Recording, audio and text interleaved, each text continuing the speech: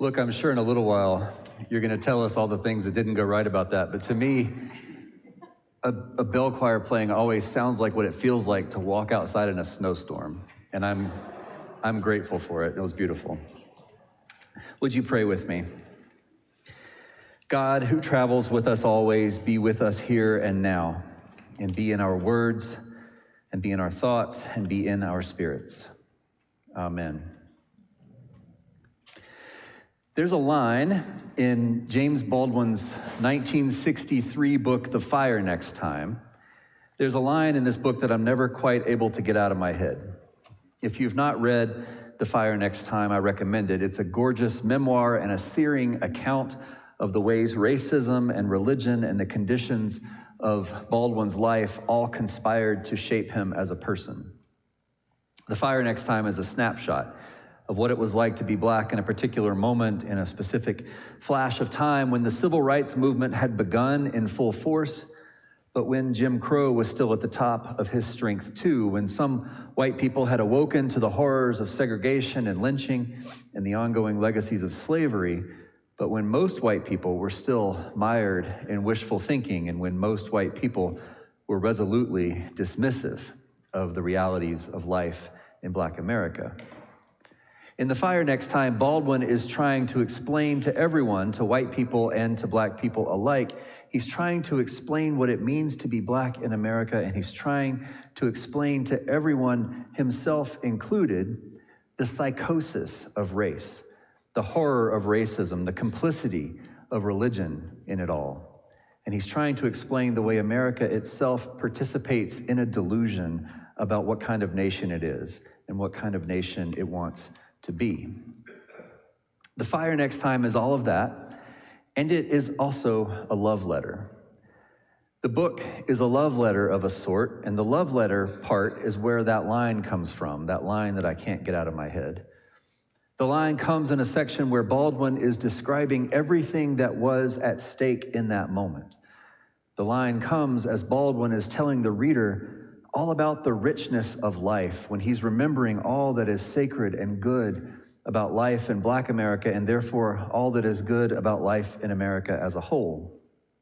The line comes in a section where Baldwin is remembering the Harlem of his childhood and all of its rich wonder and beauty on the one hand, and on the other hand, Baldwin is hearing people call for conflict and violence, and he's hearing about all the ways we are all supposed to hate each other and dominate each other, and he's hearing some people say that it would be better to just burn the whole world down. And in the midst of all that, in the middle of remembering all the fire and brimstone and blood and sweat of the early 1960s, James Baldwin writes that line. If we choose the path of vengeance, Baldwin writes, if we take the way of retribution and violence and blood, he asks, and here's the line, if we go that way, what will happen to all that beauty then? What will happen to all that beauty if the world really does go up in flame? It can be easy to fantasize about destruction, but what will happen to all that beauty? By the time some of Jesus' disciples pointed to the temple and pointed out how beautiful the temple was, by the time of that warm, late winter day in the early 30s of the first century, Jerusalem was already a long occupied city. Jerusalem had been occupied for centuries by then, first by the Babylonians, and then by the Persians, and then by Alexander the Great and the Greek generals who divided up his empire after he died. And it was a succession of emperors and kings and soldiers seeking vengeance and conquest. It had been a litany of flame and violence. And then, not quite 100 years before Jesus was born, then the Roman Empire swept away the last dregs of the Greeks, and that empire took control. So Jesus and all of his followers had all grown up in a region, and they had grown up visiting a capital city that had always been under foreign domination for as long as anyone could remember. And they had all grown up in a place that in more recent times had been taken over by Roman governors and Roman legions and Roman officials. Like James Baldwin, Jesus and his disciples had all grown up in a place where the soil itself was soaked with blood, and The city of Jerusalem would have been full of reminders about that. The city would have been full of monuments and inscriptions and statues describing all the ways Rome had a divine right to rule Jerusalem. And the streets would have been full of soldiers doing the kind of police duty that an occupying power always has to carry out. Walking through the city, it would have been hard to escape the reminders that Jerusalem belonged to Rome now, that it was theirs by violence and by decree, and that the throne of David and Solomon had long since belonged to conquerors.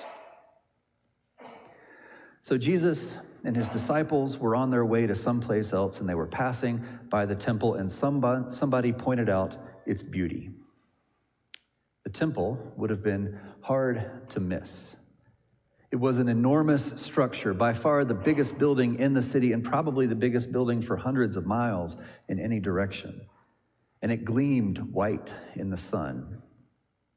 That temple had been renovated, actually. The temple had been expanded and retrofitted and made even more grand just recently under a king named Herod the Great.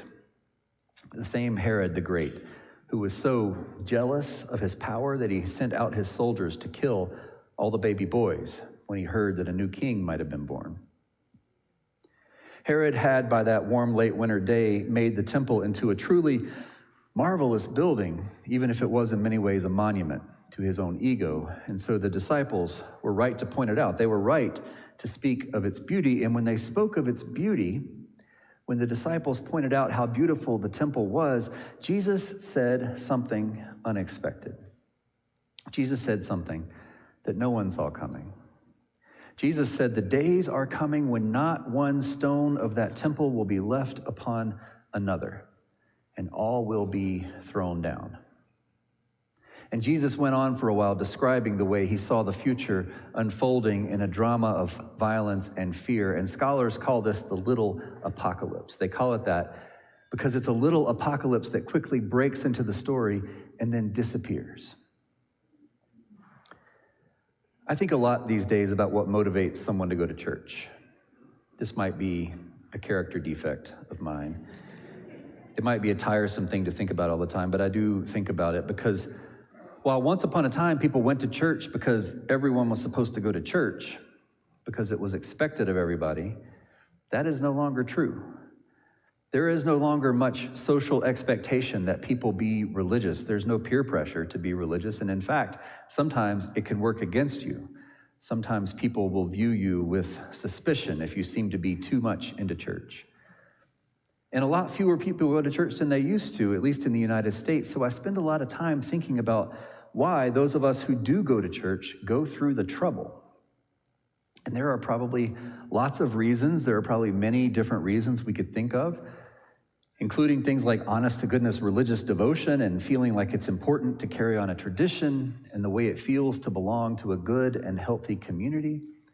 There are lots of reasons.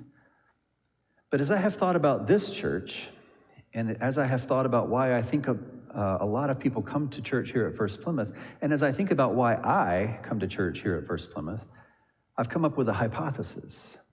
I've come up with a theory.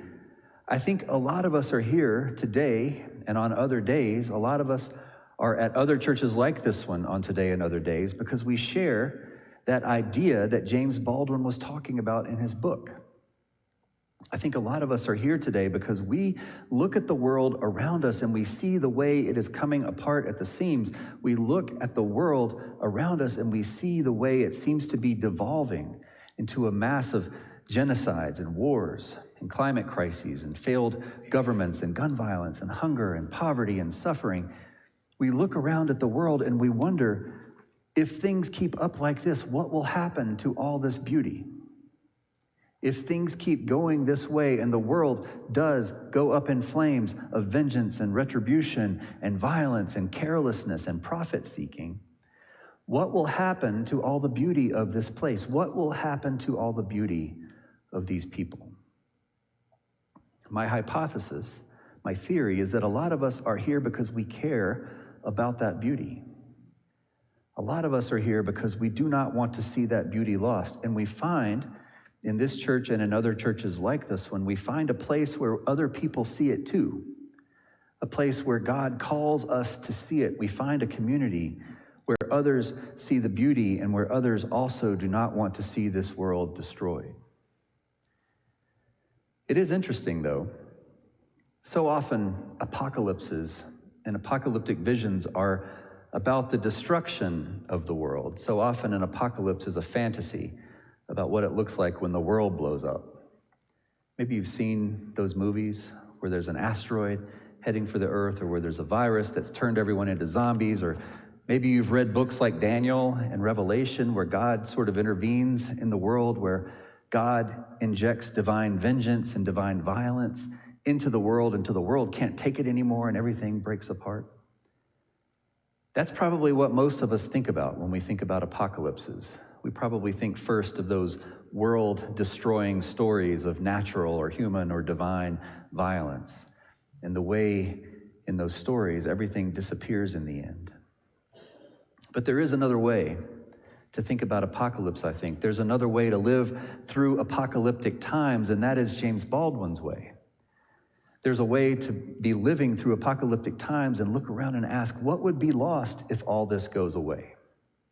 What could be saved in these terrible times? What will happen to all this beauty?